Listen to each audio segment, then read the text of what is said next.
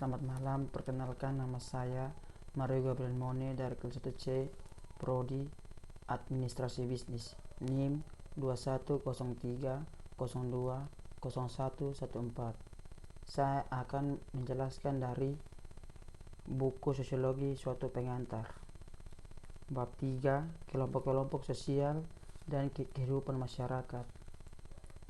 Manusia pada dasarnya adalah makhluk sosial, memiliki naluri untuk hidup dengan orang lain.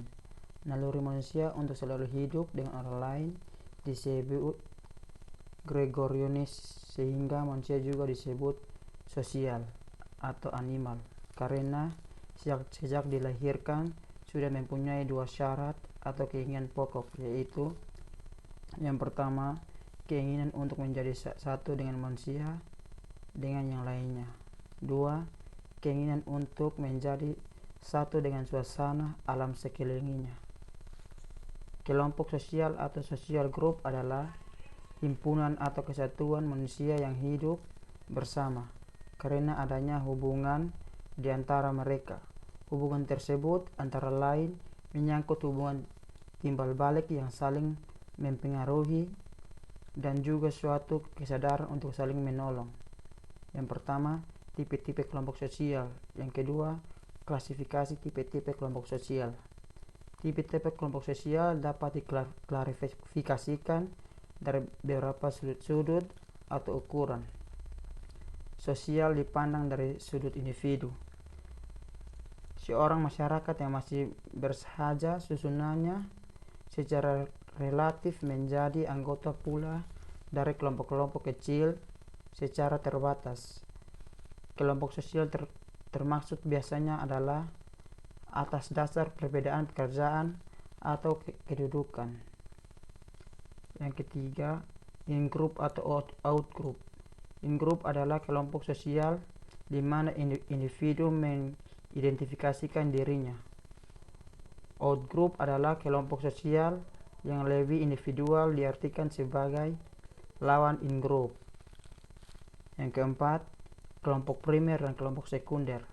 Kelompok primer merupakan kelompok sosial yang paling sederhana, di mana anggotanya saling mengenal satu sama lainnya. Kelompok sekunder merupakan kelompok yang terdiri dari banyak orang yang bersifat hubungannya tidak berdasarkan pengenalan secara pribadi. 5. Pengayuban atau patembayan merupakan bentuk kehidupan bersama di mana anggotanya diikat oleh hubungan batin yang murni, bersifat alamiah dan kekal. 6. Grup dan informal group. Formal group adalah kelompok yang mempunyai aturan tegas dan sengaja diciptakan oleh anggota-anggotanya untuk membangun hubungan antara sesama. 7. Membership group atau referensi group merupakan suatu kelompok orang secara fisik menjadi anggota kelompok tersebut. 8. Kelompok okupasional dan volunteer. Kelompok okupasional merupakan kelompok yang muncul karena memudarnya fungsi kerabatan, di mana kelompok ini timbul karena anggotanya memiliki pekerjaan yang sejenis. Contohnya adalah kelompok profesi seperti asosiasi sarjana farmasi.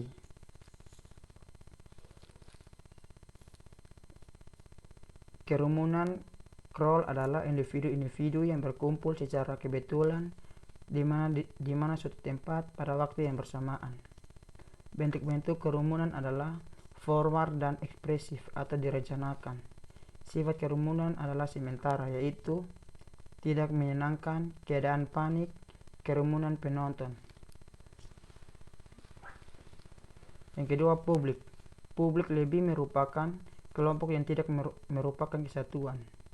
Interaksi yang terjadi secara tidak langsung melalui alat komunikasi, misalnya pembicaraan pribadi yang berantai, desas-desus suatu kabar, radio, televisi, film, dan lain sebagainya. Yang pertama, masyarakat pedesaan dan masyarakat perkotaan. 4 kriteria untuk klarifikasi manusia atau masyarakat, yaitu jumlah penduduk. Yang kedua, luas, kekayaan, dan kepadatan penduduk di daerah tersebut. 3. Fungsi-fungsi khusus dari masyarakat terdapat seluruh masyarakat. Perbedaan antara masyarakat pedesaan dan masyarakat perkotaan. Yang pertama, warga memiliki hubungan yang lebih erat, jumlah penduduknya tidak tertentu. 2. Sistem kehidupan biasanya berkelompok atas dasar kekeluargaan bersifat individualisme. Kelompok-kelompok kecil atau small group. Small group merupakan suatu kelompok yang secara teoritis terdiri paling sedikit dari 2 orang, di mana orang-orang saling berhubungan untuk memenuhi tujuan-tujuan tertentu dan yang menganggap hubungan itu sendiri atau pentingnya baginya. Dinamika kelompok sosial. Dinamika kelompok sosial. Setiap kelompok sosial pasti mengalami perkembangan serta perubahan. Perubahan dalam kelompok sosial yang mengalami perubahan secara lambat, namun ada pula yang mengalami perubahan secara cepat.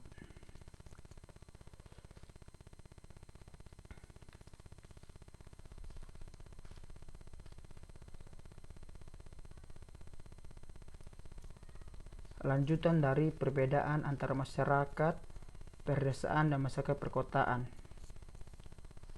Dari sudut pemerintahan, hubungan antara penguasa dan rakyat bersifat informal atau interaksi lebih disebabkan oleh kepentingan daripada faktor pribadi.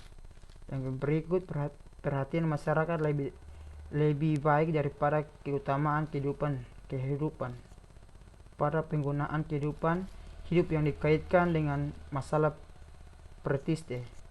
Yang berikut, kehidupan keagamaan lebih kental, kehidupan keagamaan lebih longgar. Yang terakhir, banyak berurbanisasi ke kota karena ada faktor yang menarik dari kota. Banyak migran yang berasal dari daerah-daerah dan berakibat negatif di kota. Sekian, terima kasih.